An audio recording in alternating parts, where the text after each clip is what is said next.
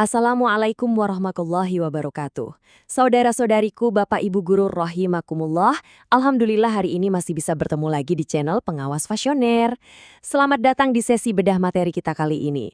Senang rasanya bisa menyapa Bapak Ibu semua. Anda tahu kan, dunia pendidikan kita ini lagi berubah cepat banget. Ibaratnya kayak kereta cepat yang melaju kencang. Dan pastinya, kita sebagai pendidik ada persis di gerbong paling depan. Jujur saja, saya tahu persis dedikasi dan keringat yang Bapak Ibu curahkan setiap hari di kelas itu luar biasa.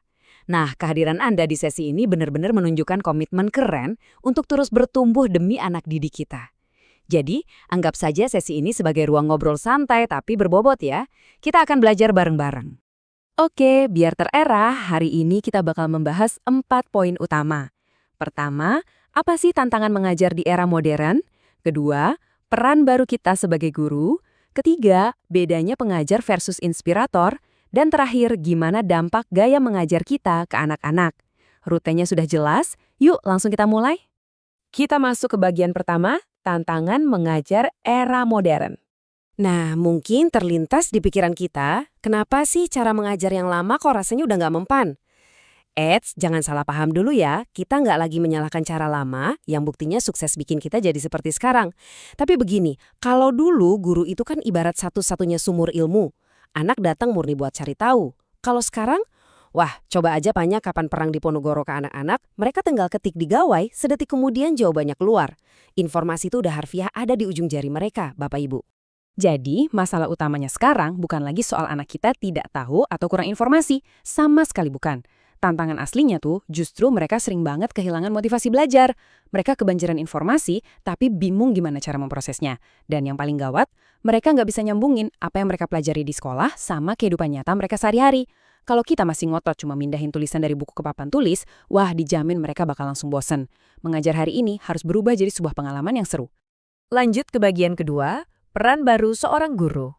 Karena era udah berubah, otomatis posisi kita di kelas juga harus ikut digeser. Kita bukan lagi satu-satunya sumber kebenaran, melainkan pemandu di perjalanan belajar mereka. Ada 4 peran baru nih yang krusial. Pertama, kita ini fasilitator yang bantu mereka menemukan pemahaman sendiri. Kedua, motivator yang nyalain percikan semangat.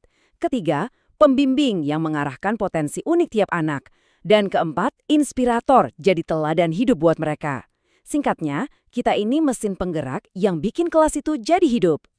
Biar makin terbayang, saya ada cerita seru nih dari data kita. Ada seorang guru madrasah ibtidaiyah kelas 4 yang lagi bahas soal lingkungan. Daripada ceramah panjang lebar, mendiktekan definisi dari buku teks, beliau malah mengajak anak-anak ngobrol, dikasih pertanyaan pancingan, lalu diminta menyambungkan sama kondisi parit atau pohon di sekitar rumah mereka sendiri.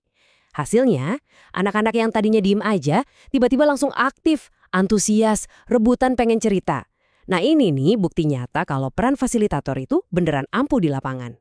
Sekarang kita masuk ke bagian ketiga, pengajar versus inspirator. Ini nih garis tegas yang membedakan guru yang sekedar jalankan tugas dengan pendidik yang benar-benar mengubah lintasan hidup siswanya. Coba perhatikan perbedaannya. Kalau pengajar, fokusnya murni ke materi, tugasnya ya menjelaskan saja secara satu arah. Yang penting, target silabus beres. Tapi kalau inspirator, fokusnya itu ke siswanya. Bukan cuma menjelaskan, tapi menghidupkan materinya lewat interaksi dua arah. Targetnya bukan lagi buku selesai, tapi pembelajarannya nancep dan bermakna buat siswa.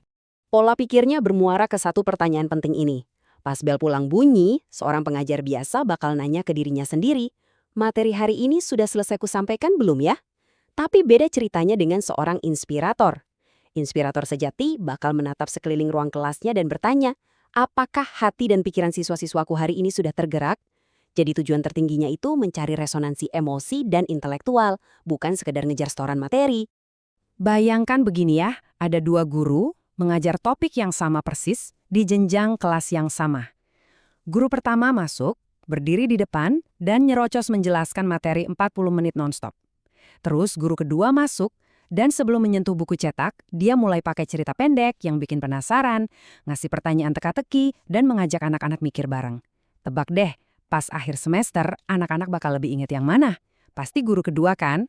Ini jadi bukti telak bahwa bagaimana cara kita mengajar itu sama pentingnya dengan apa yang kita ajarkan.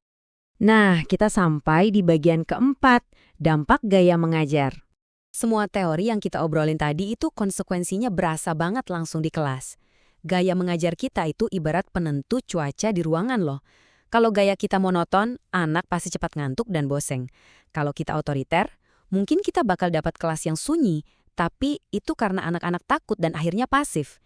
Tapi kalau kita pakai gaya yang inspiratif dan terbuka, barulah anak-anak berani bersuara dan tampil percaya diri. Ingat ya Bapak Ibu, motivasi anak itu nggak jatuh dari langit, tapi tumbuh subur dari pengalaman kelas yang kita bangun tiap hari. Perubahan suasana kelas itu sebenarnya bisa dimulai dari hal simpel, yaitu pilihan kata-kata. Bayangkan ada guru yang bersedekap, mengerutkan dahi, terus ngomong dengan nada tinggi. Kenapa sih kalian ini nggak paham-paham? Pasti satu kelas langsung tegang kan?